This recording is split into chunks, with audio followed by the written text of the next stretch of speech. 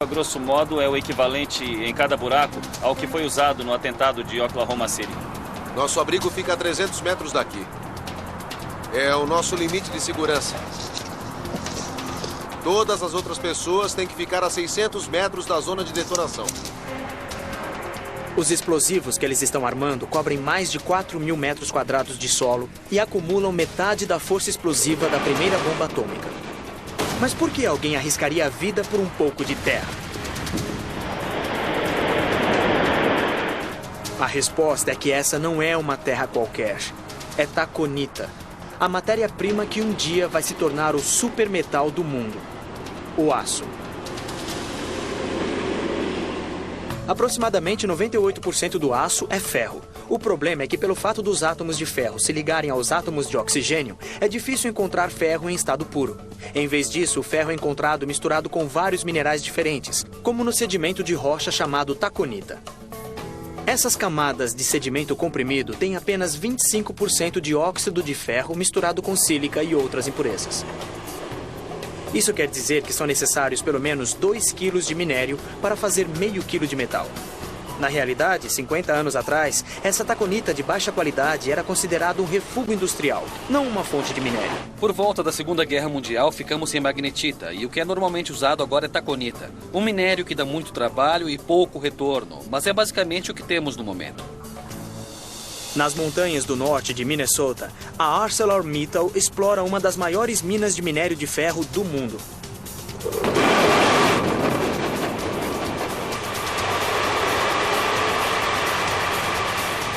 Num piscar de olhos, mais de 300.000 toneladas de pedra voam pelos ares. Dá para sentir o chão tremer a quilômetros de distância, dá para ouvir de longe.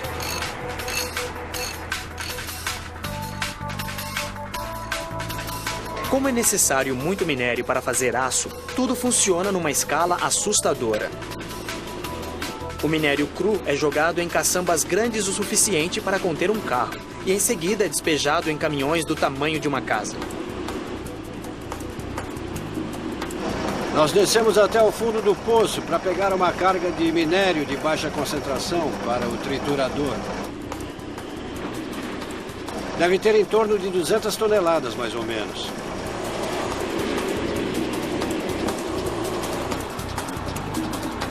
O objetivo: transformar essas pedras com aproximadamente 25% de ferro em pelotas com concentração de 62% de ferro. Com esta concentração, podem ser derretidas com proveito. Mas antes é preciso descartar todo o resto. O primeiro passo é triturar as pedras de taconita. Na prática, é preciso extrair o minério de ferro da taconita para obter alguma coisa utilizável. Operando almofariz e pilão de 900 cavalos de potência, as pedras são trituradas num ritmo de 3.000 toneladas por hora. Depois, bastões de aço de 360 quilos pulverizam as pedrinhas até a consistência de areia. Mas por que tanta trituração? A resposta é que ela possibilita usar a capacidade secreta do ferro de se separar dos outros detritos, o magnetismo. O magnetismo, na verdade, é um elemento de força eletromagnética bem mais forte do que a gravidade. Uma barra de ímã como esta aqui contém elétrons e cada elétron é um pequeno ímã. Nós podemos sobrepor um ímã, um espiral magnético ao redor deles. E de repente, você tem um elétron girando e outro que começa a girar ao acaso e de repente todos começam a girar juntos. É isso que permite que ímãs gigantes separem partículas de ferro dos minerais desnecessários, pois só o ferro é atraído pela força magnética. O interessante é que quando nós utilizamos minérios como taconita, com alta concentração de sílica, nós quebramos as partículas. E um meio fácil de extrair é usando separadores magnéticos. Certamente isso ainda não é ferro puro. A maior parte das impurezas é esmagada e retirada. Mas ainda resta uma, o oxigênio. E quebrar essa ligação é um dos maiores desafios da indústria moderna.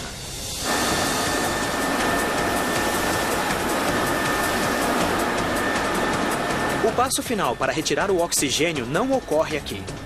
Esse material tem que ir para uma casa de fundição.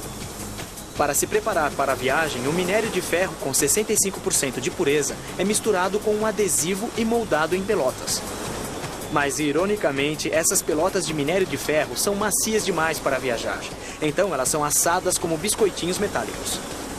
Elas ainda têm 9,5% de umidade e são muito frágeis. Então, precisam secar em um forno e queimar a temperaturas altas para ganhar resistência. O resultado: pelotas capazes de suportar 270 quilos de pressão. As pelotas daqui são enviadas por trem ou navio para o alto forno e assim transformadas em aço. Esta é a pelota perfeita. 10 por 12 milímetros de tamanho, feita em Minnesota. Então, 8.000 toneladas de pelotas de cada vez, mais de 900.000 toneladas por dia, são enviadas para balsas que esperam no Lago Superior. De lá, elas vão para casas de fundição para serem transformadas em aço. É um trabalho sem fim, não dá para acompanhar. Mas eles não vão conseguir manter esse ritmo para sempre. Especialistas estimam que os Estados Unidos tenham apenas mais 27 bilhões de toneladas de minério de ferro possível de se extrair. Depois disso, acabou. Um único fio de ferro aguenta um tanque do exército.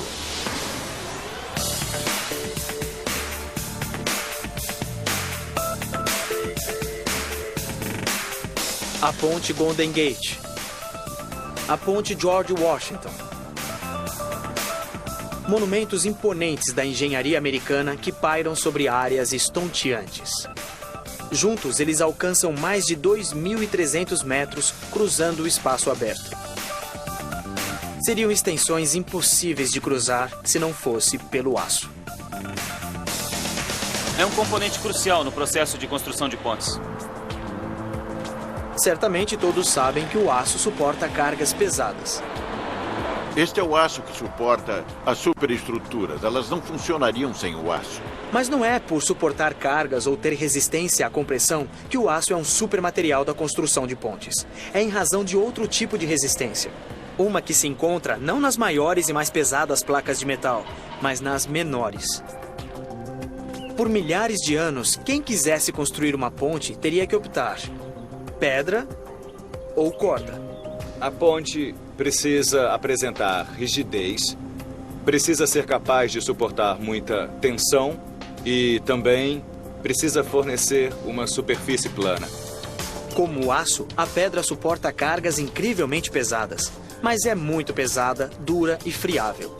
A corda, feita de materiais naturais, é leve e flexível, mas não é muito rígida. Para que as pontes percorram distâncias maiores, engenheiros precisavam de um grande avanço. Um material que fosse forte e flexível. E com a produção em massa de aço em meados de 1800, eles conseguiram. Quando eles desenvolveram aqueles aços, de repente passaram a compará-los com as propriedades da madeira, da corda, outros materiais, e era muito superior. O aço revelou-se não apenas forte como a pedra, mas também flexível, como a corda. Ductilidade é a capacidade de um material de dobrar. Este tipo de resistência chama-se resistência à tensão, e o aço tem muita. Vamos fazer o que se chama amostra de tensão. Nós vamos colocar o material aqui e puxá-lo. O material inicialmente vai reagir como um elástico, em que nós aplicamos carga, tiramos carga e ele volta. Esse é o comportamento desejado, porque se você constrói uma ponte a partir disso, se ela ceder, deve voltar ao lugar. Na realidade, um único cabo de aço com 2,5 centímetros de diâmetro consegue suportar mais de 50 toneladas, o que o torna ideal para sustentar o vão de pontes longas. O aço é a espinha dorsal da ponte. Sem o aço, a ponte desmoronaria e cairia. Surpreendentemente, a resistência à tensão do aço é maior que sua resistência à compressão.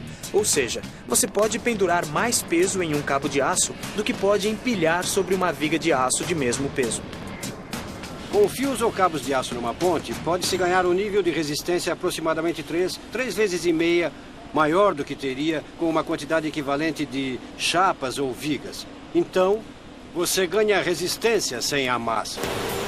Mas transformar um pedaço grosso de aço em um cabo fino não é tarefa fácil. É preciso um equipamento muito potente, como as máquinas da Wireco, em Kansas City, Missouri. Em um turno normal, a empresa transforma 123 toneladas